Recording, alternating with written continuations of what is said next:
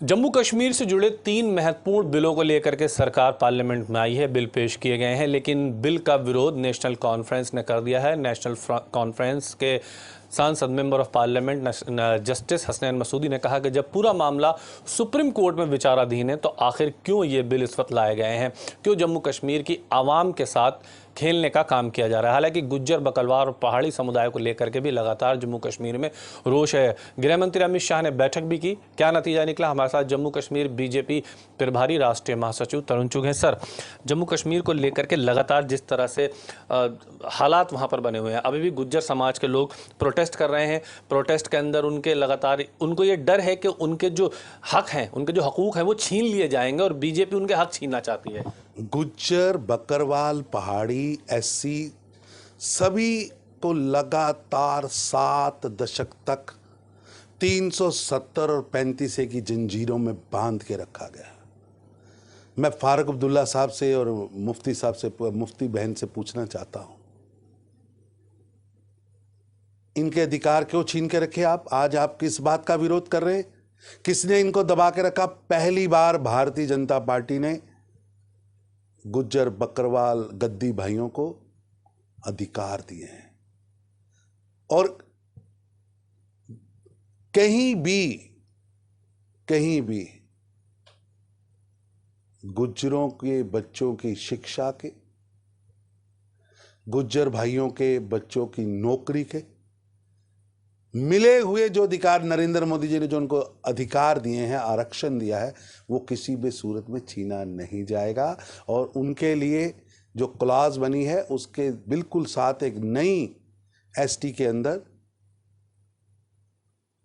जो हमारे पहाड़ी भाई हैं उनके लिए अलग से आरक्षण का प्रावधान रखा जा रहा है, जो कि मैं समझता हूं कि गुज्जर समाज के साथ साथ जम्मू कश्मीर का जो पहाड़ी समाज है उसको भी न्याय मिल रहा है। लेकिन इस न्याय में कहीं भी गुज्जर समाज के बच्चों की नौकरी, गुज्जर समाज के बच्चों की शिक्षा के अधिकार पर अतिक्रमण नहीं हो रहा। डर तो यही है, इसीलिए लगातार वहाँ प्रोटेस्ट भी चल रहे हैं। उन लोगों का मानना यह है कि जिस तरह से सरकार ने पहाड़ियों को आरक्षण दिया है उससे उनका आरक्षण खतरे में है और पॉलिटिकल पार्टी भी उनको यही समझाने में सफल हो पा रही हैं। दशकों से जिन्होंने उन पर अन्याय किया, दशकों से जिन अब्दुल्ला और मुफ्ती गांधी नेहरूज ने जो उनके अधिकारों को छीन कर रखा, आज वो भ्रम पैदा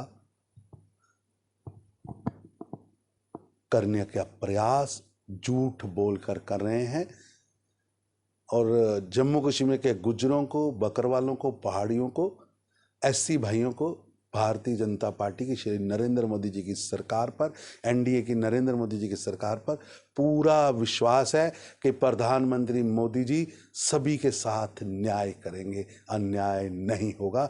लेकिन जो लोग अत्याचार करते रहे 7 दशक तक, देश की आज़ादी के बाद भी उन लोगों के अधिकारों को कुचलते रहे, आज घड़ियाली आंसू बहा रहे हैं। सर, एक सवाल यह है कि गृह मंत्री अमित शाह के यहाँ बैठक हुई थी, बीच का रास्ता निकालने की कोशिश, क्या कोई बीच का रास्ता निकला?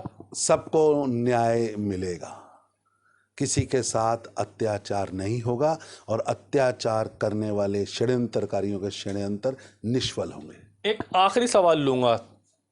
जस्टिस हसनैन मसूदी कह रहे हैं कि जो बिल सरकार लेकर के आई है वो अभी तक लाना नहीं चाहिए था। उसकी वजह है कि पूरा मामला सुप्रीम कोर्ट में विचाराधीन है।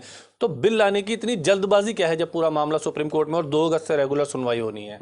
ऐसा है कि एक एक वर्ग के अधिकारों के लिए सरकार वचनबद्ध है।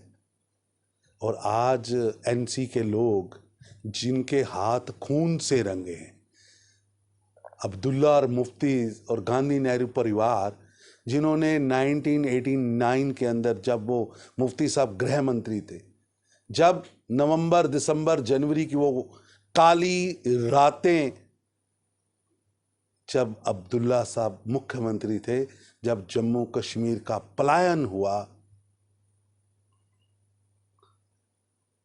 पंडितों के घरों को जलाया गया, हत्याएं की गई, डराया गया, उनको वहां से जबरन भगाया गया। जो लोग उसके दोषी हैं वो आज प्रश्न कर रहे हैं क्या उनको न्याय नहीं मिलना चाहिए? क्या कश्मीरी पंडितों को न्याय नहीं मिलना चाहिए? क्या पीए और जेके के लोग जिन्होंने भारत के साथ खड़े रहना पसंद किया, क्या उनको विधानसभा में आने का अधिकार नहीं मिलना चाहिए? जो लोग पाकिस्तान का एजेंडा भारत में चलाने का प्रयास कर रहे हैं वो सफल नहीं होंगे। शुक्रिया बातचीत करने के लिए। यानी सरकार का और बीजेपी का स्पष्ट ये कहना है कि जो पाकिस्तान का एजेंडा चला रहे हैं उनको हम सफल नहीं होने देंगे। सहयोगी साजिद के साथ ताबिश कमाल, दिल्ली।